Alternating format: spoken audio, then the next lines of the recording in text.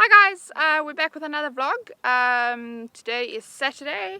You would have seen Andrea ride Danny yesterday on Friday. So we're going to have a day 2 today with her riding him. And I'll try and chat as much as we can. And you'll probably see quite a big difference today. And then she's going to ride him again tomorrow. So thanks for watching. Let's have a look.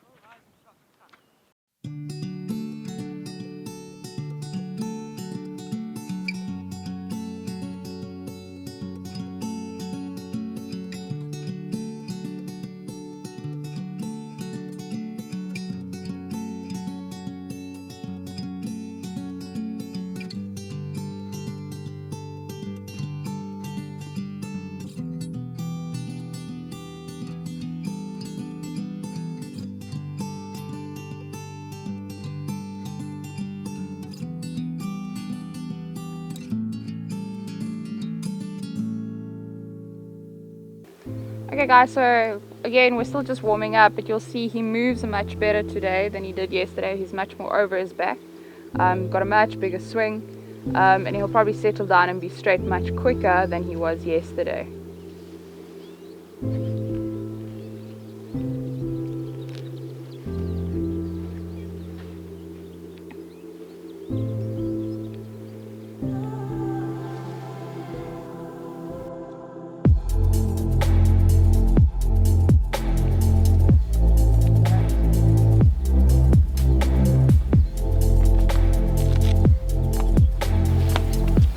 So this is Danny's absolute weakest movement at the moment.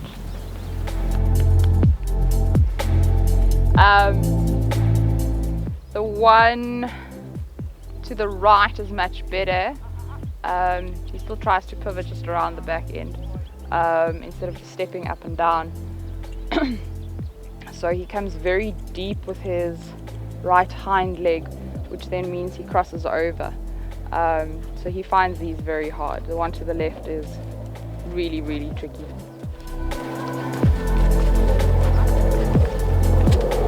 So all Andrea is trying to do is to try and get him to step up and down with the right hind leg and to bring the left hind over.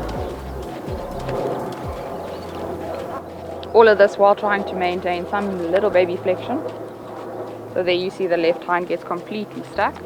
Once the left hind isn't stuck, then we're okay. But normally the left hind being stuck is the biggest problem in these programs.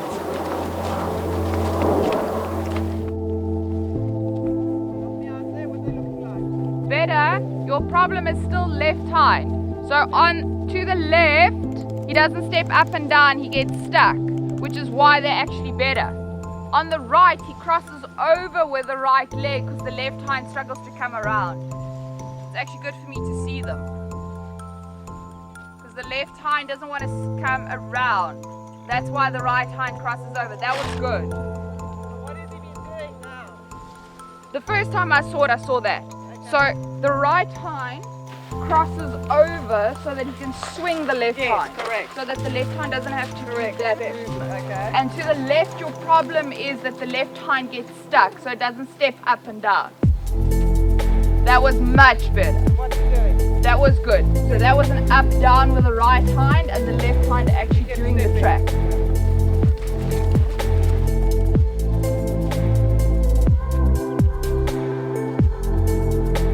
Yeah, I stepped through with the left hind all the way. It wasn't a big step, but it was there.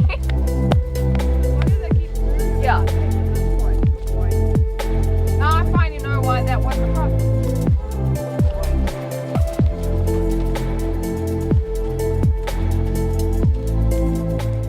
So this movement, whenever I ride it in a test, the maximum we tend to get for it is 6.5, and that's if the judge is being very generous and if they're very good on the day. We normally get like 4s or 5s for them. It's just a movement we've always struggled with, and I think that's created a bit of a mental block as well. You're good!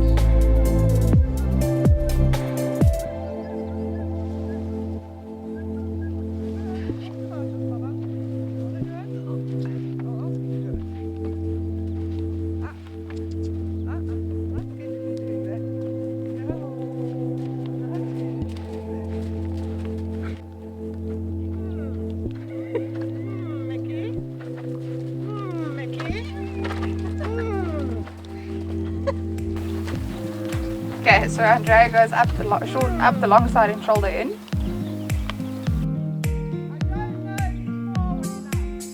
Yeah. He's not warmed up properly yet, so he's fine like this.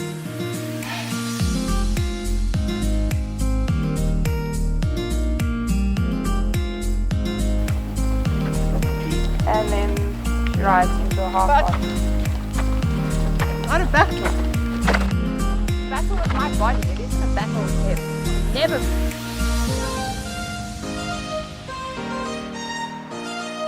And there she puts in some power. It's completely unfair.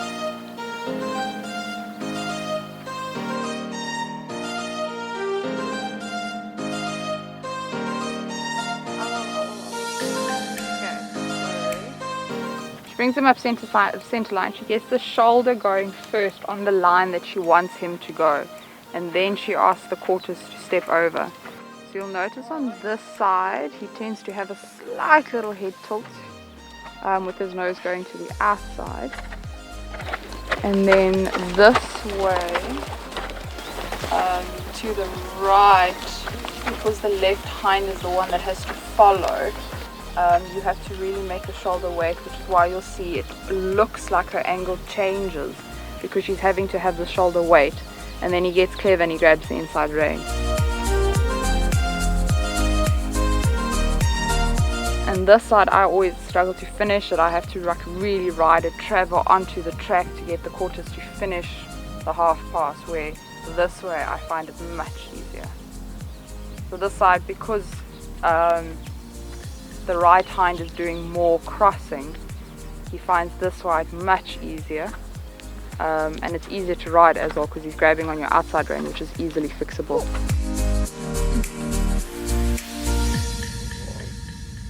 And a square halt.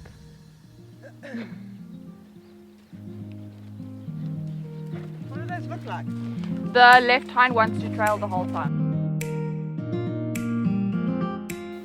So again, on this half pass, you'll see he wants to just go on a straight line rather than a diagonal line, which means you have to really, really manage him. And then often in this, much better! On that way, he tries to canter out of it because it's almost easier for him to do the canter half passes. Again, this side is so much easier. It just flows better. And then Andrea puts in a circle just to help him re-establish the bend halfway through. Doing the half pass from corner to corner is quite new for us. We used to just go from center line to the track, but now that he's quite a bit stronger, that was a good finish. Boy. Now that he's much stronger, we can go across the whole diagonal, which is even helping him strengthen it up more. Now these are the movements that I absolutely cannot sit. Andrea's also struggling, so I'm not feeling that bad. Okay, so Andrea's asking him to do a bit of a medium trot. And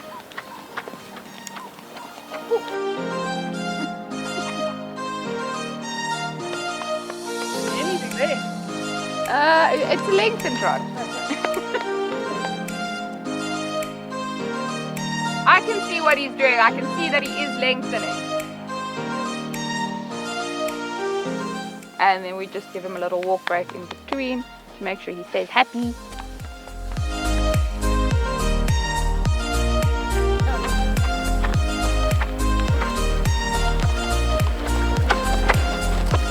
And so now you'll see Andrea has kind of kicked up the power a notch. So Danny is through and over his back. And he's straight into her contact, and then you can add the power and you can ask him to push more from behind and lift the front end even bigger. So this is the stage that I haven't quite gotten to yet. When he does put in the power this much, I really struggle to sit it. Andrea, being a much more experienced rider than I am, doesn't find this easy, but she finds this doable, and because she finds this doable, he can add power in without feeling like he has to panic. So I think often they feel like they panic because he knows I can't sit it yet. So he doesn't want to put in the power because he doesn't want to unbalance and unseat me. And then when you put the power in, you do get extra moments of suspension. So the trot almost gets an extra beat. There's like a moment that all 4 legs are off the air just because he's pushing so much from behind.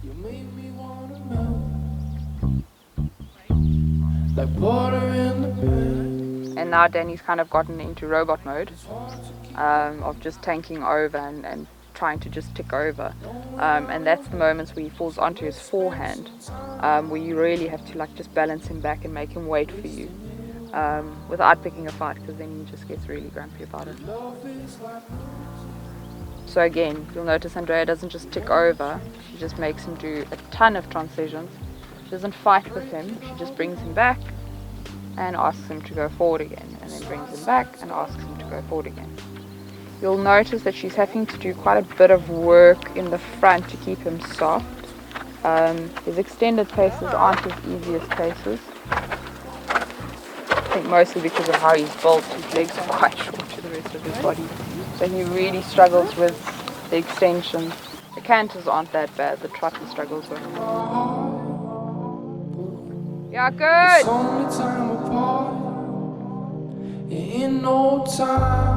So what often happens in the extended trots is he pokes his nose out and he goes a little bit stiff in the back, which is why I find it really, really hard to sit them. And so you have to really keep him over his back and up in his core to make it as easy as possible for you to sit, which is then obviously very hard for him to do that and to push forward.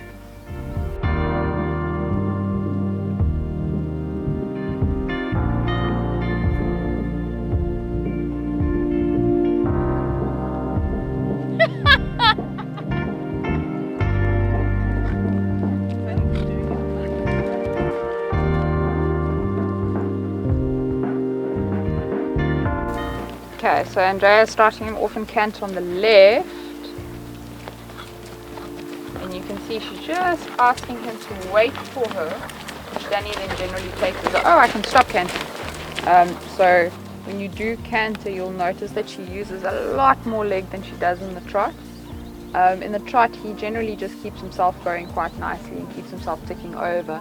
But in the canter, you really, really have to help him and support his rib cage and support his body. He also gets quite heavy in the canter, but I've made the decision because he's 18, I'm not going to expect him to carry himself, and he's also not built to be easily able to carry himself.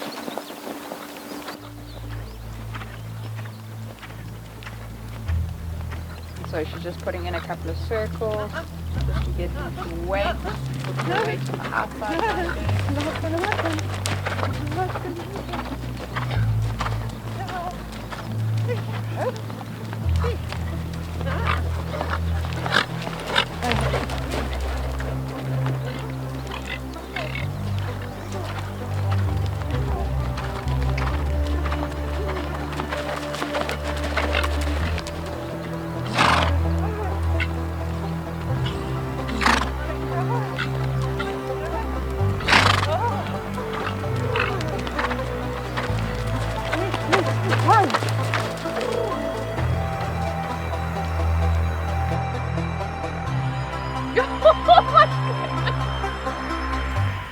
That's Danny's way of saying he's really tired.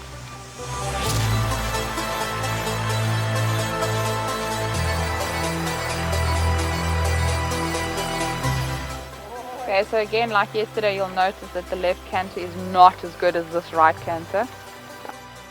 But you'll also notice that both canters settle much quicker than they did yesterday. He is a very well-schooled horse. He does lose some of it, I think, because of his warm-bloodedness in him. You know, he does tend to lose his fitness quickly, and the things that are naturally weak pick up weakness much quicker than they would on other horses. And also, he's not young, he's 18.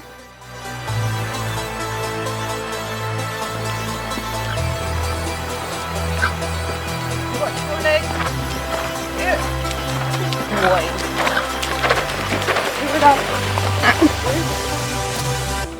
So Danny's now trying to grab onto Andrea. I know you can't. And she'll probably just do a flying change going this way as well. You'll have noticed that the other side he was a stride late behind. This one he's absolutely 100% perfect. And you'll notice she has to really ride after the flying changes because they're still quite new in our training. I panic about them and then he kind of picks up on that and just canters off. But those were 2 good flying changes. They were on the edge, he didn't kick out, and so we tend to leave them at that, especially since he's been off for a couple of days. And at the last show they really weren't great, but that was my own fault. He wasn't forward enough on my leg. And Danny's definitely saying he's very much done. Yeah, but it wasn't bad. 100% true on the button. Well, I didn't look hard. Okay. Yeah.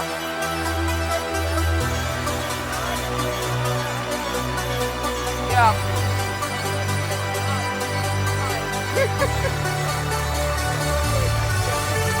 But that's why this one was slightly late, because it was the left time. And that's okay. Yeah, I could see. Yeah. Guys, thank you so much for watching today's video. Don't forget to like, subscribe and buzz the bell. En onthou, kyk noord en fok voort.